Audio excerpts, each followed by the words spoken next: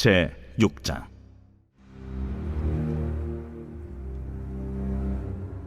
사람이 땅 위에 번성하기 시작할 때 그들에게서 딸들이 나니 하나님의 아들들이 사람의 딸들의 아름다움을 보고 자기들이 좋아하는 모든 여자를 아내로 삼는지라. 여호와께서 이르시되 나의 영이 영원히 사람과 함께 하지 아니하리니 이는 그들이 육신이 됨이라. 그러나 그들의 날은 120년이 되리라. 당시에 땅에는 네피림이 있었고 그 후에도 하나님의 아들들이 사람의 딸들에게로 들어와 자식을 낳았으니 그들은 용사라 고대의 명성이 있는 사람들이었더라. 여호와께서 사람의 죄악이 세상에 가득함과 그의 마음으로 생각하는 모든 계획이 항상 악할 뿐임을 보시고 땅 위에 사람 지으셨음을 한탄하사 마음에 근심하시고 내가 창조한 사람을 내가 지면에서 쓸어버리되 사람으로부터 가축과 기는 것과 공중의 새까지 그리하리니 이는 내가 그것들을 지었음을 한탄함이니라. 그러나 노아는 여호와께 은혜를 입었더라. 이것이 노아의 족본이라. 노아는 의인이요 당대의 완전한 자라. 그는 하나님과 동행하였으며 세 아들을 낳았으니 셈과 함과 야벳이라. 그때 온 땅이 하나님 앞에 부패하여 포악함이 땅에 가득한지라. 하나님이 보신즉 땅이 부패하였으니 이는 땅에서 모든 혈육 있는 자의 행위가 부패함이었더라. 안녕하세요. 역관사 가족 여러분, 매일 말씀의 김여찬입니다. 오늘은 창세기 6장 1절부터 12절까지의 말씀을 함께 읽어보겠습니다. 여러분, 우리 어제 본문 기억나시죠? 이 아담의 족보에 대한 얘기를 하면서 우리는 이 악해지는 악한 세상 가운데에서 구속사를 이루기 위해서 에녹과 같이 하나님과 동행하고 또 노아와 같이 사람들에게 위로가 되는 삶을 살아야 된다라고 우리는 읽었습니다. 오늘 본문부터 8장까지 노아와 그의 홍수에 대한 이야기가 나오게 되는데요. 여러분, 우리가 노아에 대한 홍수에 대한 도입 부분이 오늘 본문입니다. 한번 보겠습니다. 이 창세기 6장 1절입니다. 사람이 땅 위에서 번성하기 시작할 때에 그들에게서 딸들이 나니 2절에 하나님의 아들들이 사람의 딸들의 아름다움을 보고 자기들이 좋아하는 모든 여자를 아내로 삼는지라. 여러분, 이 하나님께서 사람들에게 복을 주셨습니다. 여러분, 사람에게 하나님께 주신 가장 귀한 뜻 중에 하나는 뭐냐면 바로 사람들이 복을 받고 번성하고 온 땅에 충만하며 행복한 삶을 누리는 것. 그것이 바로 하나님께서 그의 사랑하는 인간들에게 주신 축복이죠. 여러분, 그럼에도 불구하고 이 인간에게 주신 최초의 복인 이 번성하는 것이 계속 불어나다 보니 이 동시에 일어나는 것이 아담의 죄의 형상이 그의 자손들에게 펼쳐졌던 것처럼 이 세상 가운데 죄가 충만하게 됩니다. 이것을 뭐라고 말하냐면 사람의 딸들이 나타났다라고 표현합니다. 여러분, 사람의 딸들이라는 것은 뭐냐면 여성들이 어떤 죄의 존재다 이런 것이 아니고요. 이 하나님의 아들들이라고 하는 이 아담 계보, 아담의 자손 중에서도 이 셋의 계보, 하나님을 예배하고 주님과 동행하는 자들인 그 종류의 사람들이 어떻게 되냐면 사람의 딸들로 비유되는 세상 쾌락적이고 눈에 보이고 또 안목의 존력과 이상의 자랑으로 인하여서 모든 것들이 치장되어져 있는 것 같은 그러한 사람들을 통칭해서 사람의 딸들이다 이렇게 표현할 수가 있습니다. 그런데 이 사람의 딸들을 하나님의 아들들이 이 하나님의 그 여자의 후손의 역할을 해야 되는 구속사를 이루어야 되는 그 사명을 감당한 자들이 어떻게 해요? 사람의 딸들을 보고 눈에 그리고 감각적으로 그리고 또 마음에 여러 가지 탐심과 음란함으로 인하여서 어떻게 됩니까? 결혼을 하게 됩니다. 여러분, 우리가 가장 영적으로 혼적으로 소울타이 묶이는 것의 가장 높은 단계가 뭐죠? 결혼이죠. 여러분, 이 시대의 흐름, 이 아담의 자손들이 이 땅에서 살면서 이 시대의 흐름 가운데 있었던 사치와 향락과 세상의 복을 추구함과 이 모든 것들이 믿음의 자녀들과 믿음의 신앙들을 모든 것을 흔들 정도의 이겨낼 수 없을 것 같은 그런 유혹들이 있었다라는 것을 볼 수 있습니다. 그래서 이 사람의 딸들에 의해서 하나님의 아들들이 죄를 짓기 시작을 한 것이죠. 여러분, 그런데 하나님께서 이렇게 말씀하십니다. 3절에 나의 영이 영원히 사람과 함께하지 아니하리니 그들이 육신이 됨이라 이렇게 말했습니다. 여러분, 이러한 죄, 이러한 육이 가득한 사람들, 원래는 사람이 영적인 존재로 지어졌는데 사람의 딸들과 함께 계속적으로 함께하고 이 땅에 묶여져 있고 이 땅의 가치와 이 땅의 생각과 이 땅의 쾌락에 점점 묶이고 내 생각은 염려와 두려움과 수만 가지 것들로 계속 잠식되어지면 질수록 어떻게 되냐면 우리의 영이 죽게 됩니다. 이것을 성경에서는 하나님께서는 말씀하시는 거죠. 생명을 주는 나의 영, 성령이 이제 사람 가운데 머무르지 않으니 영적인 죽음 가운데 들어간다라는 것이죠. 왜냐하면 그들이 육체가 된 거예요. 그러니까 그들에게는 하나님의 영으로 말미암아 하나님과 교통할 수 있는 그 어떤 감각도, 하나님을 인지할 수 있는 그 어떤 감각도 사라지게 된 것이죠. 그래서 온 땅 가운데 죄가 가득하게 되자 하나님께서는 그들에게 심판을 결정하게 되십니다. 어떻게 결정하시냐면, 여러분 이 다음이 좀 흥미롭습니다. 그러나 그들의 날은 120년이 되리라 하시니라. 하나님께서는 감정에 이끌려서 바로 화가 나시니 어떻게 자기의 화를 그렇게 저질러 버리시는 그런 하나님이 아니라 하나님께서 우리를 기다리시고 끝까지 인내하시고 자비와 긍휼로 그 사랑하는 백성들을 참으시는 분이 우리 하나님입니다라는 것을 꼭 기억해야 합니다. 여러분, 하나님의 경고가 이때 있었고요. 그리고 120년의 시간 동안 노아의 홍수가 이르기까지 사람들에게 기회를 주시는 것을 볼 수가 있죠. 그리고 4절에 당시 땅에는 네피림이 있었고 그 후에도 하나님의 아들들이 사람의 딸들에게로 들어와 자식을 낳으니 이렇게 나와 있습니다. 여러분, 하나님의 아들들이 사람의 딸들과 자식을 낳았다. 사람들이 이렇게 말합니다. 천사라고 말하는 분들도 있고요. 또 여러 가지 이거에 대한 학설들이 많이 있지만 우리가 이때는 성경적으로 그리고 우리의 삶 가운데 잘 해석하려면 이렇게 생각할 수가 있습니다. 네피림이다라는 것의 히브리어 원어의 뜻은 뭐냐면 타락하다, 떨어지다라는 뜻입니다. 떨어지다, 이 높은 곳에서 아래로 떨어지다라는 것이고, 또 이들이 용사라 이렇게 나와 있는데 하나님의 아들들 그리고 사람의 딸들 사이에서 태어난 자식들인 이 죄로 인해 태어난 많은 사람들이 어떻게 해요? 이 땅 가운데 명성을 얻으면서 영향력을 미치는 삶을 살고 있었다라고 해석할 수가 있습니다. 그들은 여전히 죄를 저지르고 이 사람의 딸들의 어떤 문화, 이 음란하고 포악하고 이 하나님께서 더 이상 참을 수 없는 죄를 계속 짓게 되는 그러한 사람들이 된 것이죠. 원래 하나님의 아들들이었습니다만은요.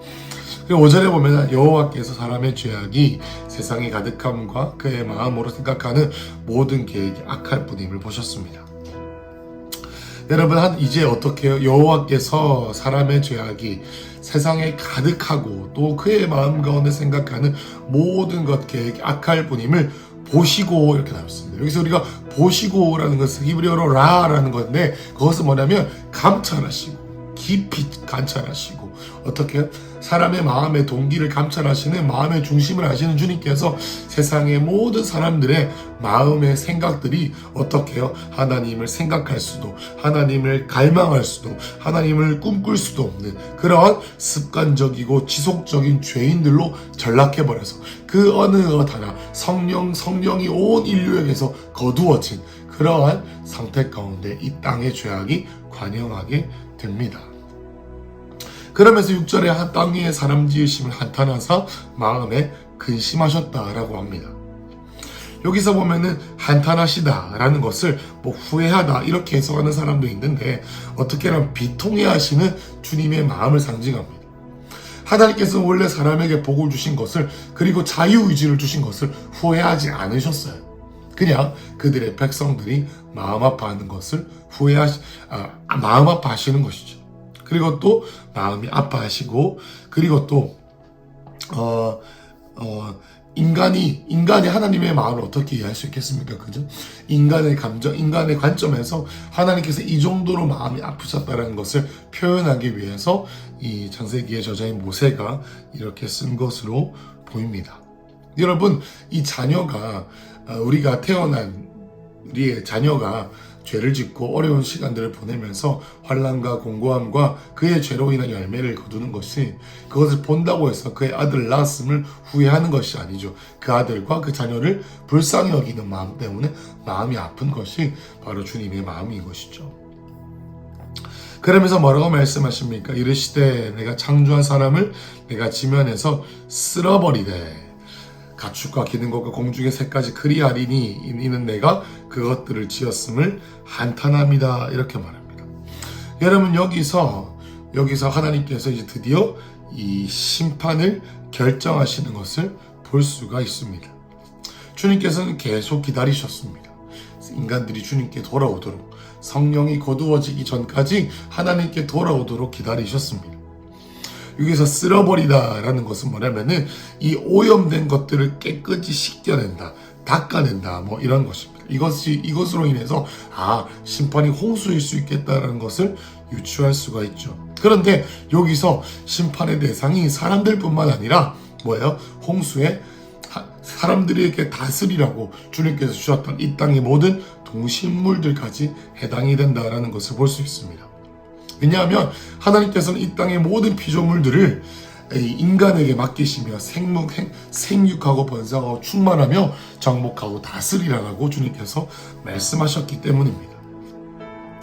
여러분, 이 가운데 이러한 심판이 있습니다. 여러분, 이까지 보고 조금 더 보겠습니다. 여러분, 구속사에 대한 얘기를 지금 하고 있어요. 여러분, 구속사의 목적이 뭡니까? 그리스도이신 예수님께서 나타나실 때까지 여자의 씨가 계속 보존되는 것이 목적입니다. 그런데 사단이 어떻게 합니까? 원래는 예수님이 오실 길을 죽음으로 끊어버리라고 했지만, 가인을 통하여서 살인으로 끊어버리고 했지만 사단이 전략을 바꾸죠. 어떻게 바꾼 겁니까? 사람의 딸들로 하여금 하나님의 아들들을 유혹해서 죄의 맛을 보는 거예요. 그래서 물귀신 작전으로 다 죽어버리려고 하는 것입니다. 여러분, 이런 상황 가운데서 하나님께서 사람을 찾으십니다. 하나님은 여전히 일하고 계시고요. 하나님께서는 여전히 새 일을 행하실 것입니다. 아무리 악하고 아무리 어려운 상황 가운데서도 하나님께서 사람을 일으키시는데, 그것이 바로 누굽니까? 노아이죠. 18절에 보면 그러나 노아는, 그 세번역에서는 노아만은 이렇게 나옵니다.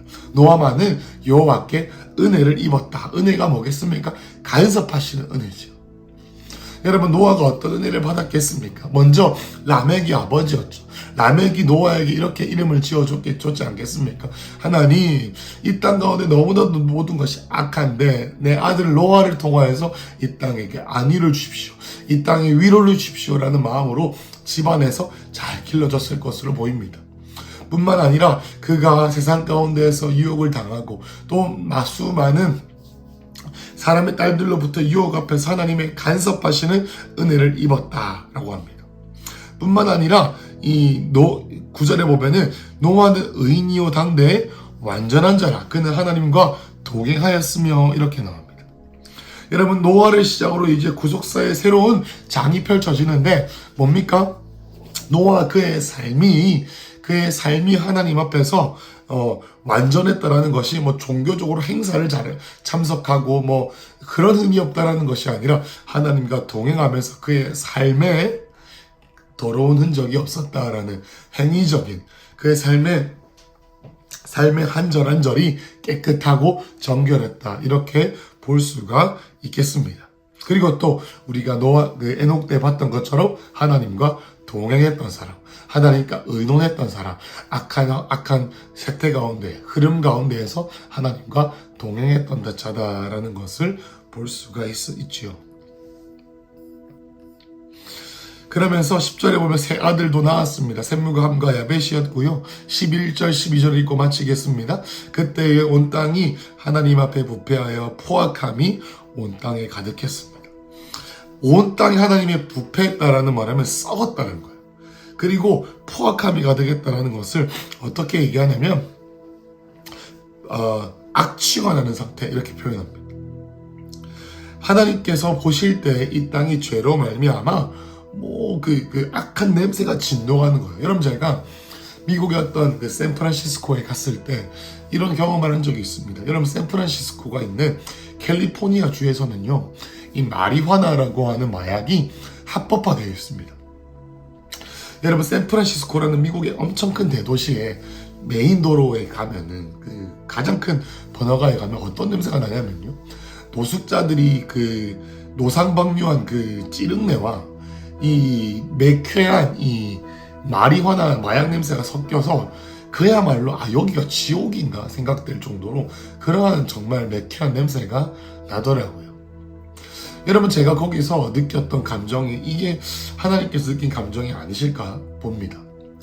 하나님께서 이 땅을 보실 때 매캐한 냄새 썩어가지고 사람들의 마음에는 선한 것이라고 찾아볼 수가 없고 죄에 찌들어버린 그들의 심령에 성령님께서 양심을 통해 말씀하실 수조차 없는 그러한 본질상 진노의 자녀인 그러한 부분들이 있다라는 거죠.